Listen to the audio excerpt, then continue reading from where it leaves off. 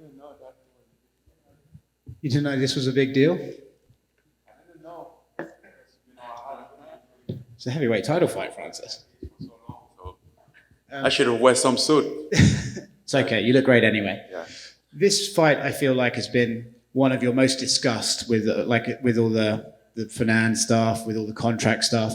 So is it now just a relief to know that in a couple of days you won't have to talk about it and you will finally get to fight? First of all, I don't really like to talk about it. So, but yes, it's gonna be a relief, like to get this over. I don't have to talk about it. Is any of that stuff bothering you? Has any of the some of the people, what they've said, or some of the talk about your contract, has it played on your mind during this training camp, or have you been able to push it out and not focus on it? I've been trying though. And then people ask you about it, and then it comes up. I've been trying. Yes, that's exactly what you're doing, right? Before I get here, I wasn't thinking about it until you pick on your mic. So, Well, I apologize for I ruining your think it's a day. part of it. But is it boring for this fight in particular? Because obviously the contract stuff is very controversial with the UFC, and Fernand's obviously talking a lot. Is this the most sort of impact you felt from outside of cage stuff for this fight? No, I do believe that many people deal with a lot of stuff before fight, whether it's a contra or a drama stuff or some ex-girlfriend shit, or ex-wife, or I don't know. People deal with stuff, so you have to figure out your own shit and do what you have to do. When you see things like the sparring footage being put out there, though, does that not sort of annoy you? Does that not make you think like... No, it doesn't annoy me. It's just funny because, first of all, it wasn't a sparring footage. It was a clip of a sparring footage because the sparring footage doesn't look that good. You said in the countdown that you knocked Ciryl down in sparring. I wanted to clarify, did you knock him down or did you knock him out? Did I say that on countdown? You did say that on countdown. Oh, sorry, I said that. Yes, I knocked him out. You knock him out? Yeah. With what? High kick, left high kick. Oh. Do you think there's no wonder that footage didn't come out? What do you say? There's a reason why that footage has not come out. Oh, there's a lot of reason why that footage didn't come out. So does that give you confidence going into this Saturday? Well, let me say this. That knockout wasn't it wasn't a voluntary knockout. Like, he wasn't inspiring. It was an accident. I didn't intend to knock him out. I didn't go there to knock him out. So personally, it's not something that I will be proud of and like walk around and like feel like tough because I knocked my sparring partner out or knock him down or whatever. So usually stuff like that happen in this training, but it's always accident because we are committed to take care of our partner. That's how it works. To be clear, it was an accident. Yeah. Okay. Has this lead up made it solidified in your mind that you were right to leave France and that was the best decision for you as a person and as a career? What do you say? Did all of this stuff with this fight, it solidified in your mind, cemented that you were right to leave France? No, it didn't cement my mind. I knew at that time that it was a time. I was right at that time, and I'm still right. And maybe I wasn't right not leaving France before. Yeah. How do you think this fight goes on Saturday? My prediction is the knockout under 2 rounds. Do you think whatever happens with the contract, with everything, your next fight will be against Tyson Fury, or do you think you could fight someone else first? I don't know, but that's who I want it to be. Thank you. You're welcome. Francis, right here. A lot's been made of Ciryl, his fast rise. Like he was relatively new a couple years ago. Now he's fighting for the title. Did you think, after meeting him and sparring with him a few times, that he would be this good this quickly in MMA? What do you mean this quickly? I think he was only 3-0 a couple years ago, and now he's fighting for the UFC heavyweight. Well, I know somebody who was in that same position, and he's right here in front of you. So, yes, it's good. When I saw him, I knew that he's gonna do good, but that doesn't mean like he's gonna win. He's gonna win against me. How would you compare his style of striking to Alistair Overeem and Jairzinho from your past fights? Jardinho is more like stationary fighter, which is like a very different type of fight stylistically, and he's like very mobile as a fighter, which is which is good, you know. It's good for his style, for his how he fight. That's how he gets here. Alistair Overeem is a different style of fighter too. You know, very experienced. Alistair Overeem fight more smart. Francis, I'd like to ask you about your Hollywood career. We finally got to see your scene in the Fast and Furious movie. Can you talk about what it was like to shoot that? And did you actually get to fly out on cables before they blew you up on the computer? I don't have a Hollywood career. I have an MMA career, and I think that's why we're here right now. What happened there happened there. It was cool to have those experience, but it doesn't make me lose any focus. And then what is your process during the fight day? Like, are you someone who's going to listen to a lot of music? Do you do a lot of just talking with people? Are you more quiet? What do you imagine the day of the fight will be like? Quiet, listen to music, you know, lay by myself, thinking. That's all. Thank you. You're welcome. Francis, over here. If you were to leave the UFC, which I hope you don't, who would you be most upset that you didn't get to fight?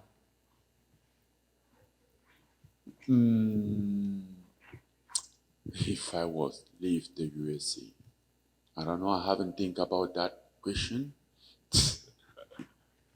Well, Tom Aspinall, good one. Huh? Tom Aspinall, maybe? Who? Tom Aspinall? No. Okay, fair enough. I asked Eric the sorry. same question, but I want to ask you as well. Out of 10, how much of a reality do you think it is that you will get to fight Tyson Fury? Out of what? Out of 10. Out of 10? Let's say 8. Yeah, very nice. Why not 9? I like it. And would you Just to be conservative. would you be looking to have that fight in 4-ounce gloves? That idea just came out like that, but I'm not thinking about that fight now, but obviously I think it would be a good thing to like bring something new, you know, some crossover thing, something strange, very entertaining. I think he'll make this very special and good, you know, some new fighting style. Awesome. Thank you, my friend. You're Good luck welcome. on Saturday. Thank you. Francis, right here. Right here. I know this has been another long break between fights for you. What are you most proud of in the last 10 months in terms of your skills where you've grown? Everything, bro. I grew on everything. I don't underestimate anything. I work on everything, you know, show up on wrestling class, jiu-jitsu class, striking, boxing class, sparring day, everything. I think I need all of those skills to be a good MMA fighter, basically for a champion. You need to be well-rounded. And you came out this week announcing that you're going to be taking part of your purse in crypto, right? Yeah. For Bitcoin. Can you just tell us about that, a little bit of details, why you came to that decision? Oh, yeah. Oh, that's an easy one. 1 year ago, I didn't know much about cryptocurrency, even though people have been talking about. Then I have my manager, Martin Macker, tell me about that, the NFT stuff. And now I'm like, what the hell is that? You know, I'm just like, trust me, it's going to be like this. Then that's when I started to get educated about NFT and cryptocurrency, you know, because obviously my NFT was launched and I received most of the money in Ethereum, and I convert some in Bitcoin. That's how I really get into it. And over the past year, I've been learning more and more, and I regretted that I didn't even know about it earlier. That's why, like, I decide from now on, I'll put a lot of my money in that stuff. Been making some good money on it, so. Francis, right here. You and Ciryl, obviously, as former teammates, you guys spent a lot of hours, We sparring. didn't spend a lot of hours, as I just said. We just spent a few sections in 3 weeks, which was maybe 6 sections of training. Definitely less than 8. That was back in January 2019. Because after I fought Curtis Blade in China, I went back in Cameroon, and on Christmas I have a Ken Velasquez fight. So I couldn't come back in Vegas on time to set up a training camp because the fight was in February 17th. So I stopped in France and trained there for 1 month. And at the time, Ciryl was there training for his fight in TKO, I believe. So he left even before I left. He left, like, I think it was 3 weeks before I left to go for his fight. Then after that, by the end, I think it was February 3rd, I flew to Phoenix. That I was there for 2 weeks before my fight, you know, and that's it. I don't know where you guys came from with all this friendship, partner, sparring partner. So there's no, based on you saying that, is there no sense of familiarity with Ciryl, and it doesn't really factor into the matchup for you? Other than what I explained to you, there's nothing else. And I want to ask you And, one last. and I do believe that if you ask him those questions, he's going to approve those answers, because I think regardless, he's honest. Thanks, Francis. You're welcome. Francis. Bonjour Cyril. Bonjour. Pardon, bonjour Francis. Est-ce que pour vous c'est le plus gros combat de votre carrière ou en tout cas le plus dur qui s'annonce? Non, c'est pas le plus gros combat de ma carrière. C'est un combat, je pense que c'est un combat comme les autres, quoi. Et aussi important comme les autres. Tous les combats sont importants.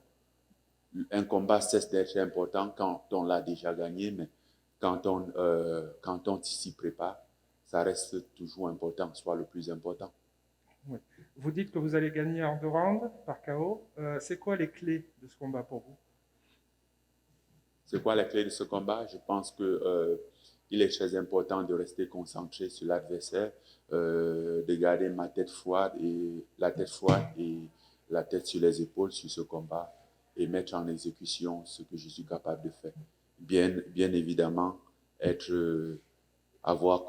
prendre connaissance de mes capacités et avoir confiance en moi. D'accord. Il y a la brouille avec votre ancien entraîneur, avec des messages que vous vous envoyez l'un à l'autre. Est-ce que vous n'avez pas l'impression que ça risque de vous détourner de votre objectif qui est combattre Ciryl? Je sais que c'est ça son intention, puisque c'est un manipulateur de métier. Mais le connaissant, je suis capable de combattre ses armes. C'est un combat qui aussi contribue à la promotion de votre sport, à la fois en France où vous avez vécu et puis au Cameroun. Est-ce que vous avez ça en tête? Est-ce que vous vous dites qu'à chaque fois que vous montez dans l'octogone, c'est une belle pub pour votre sport?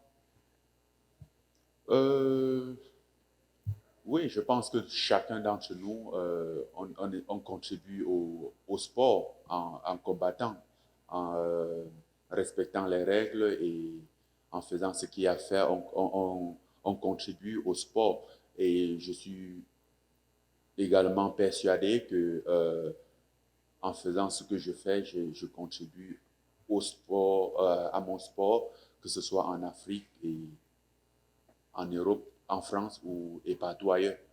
Vous pensez qu'un jour il y aura un combat MMA au Cameroun, par exemple? Un combat? Un combat au Cameroun, un combat UFC au Cameroun?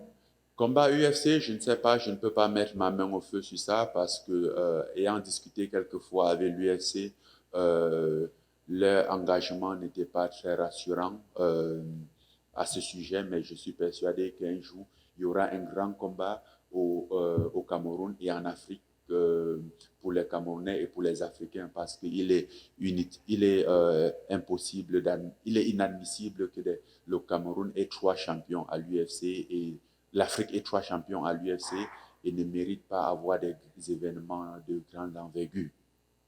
Merci. De rien. Francis. Thank you guys.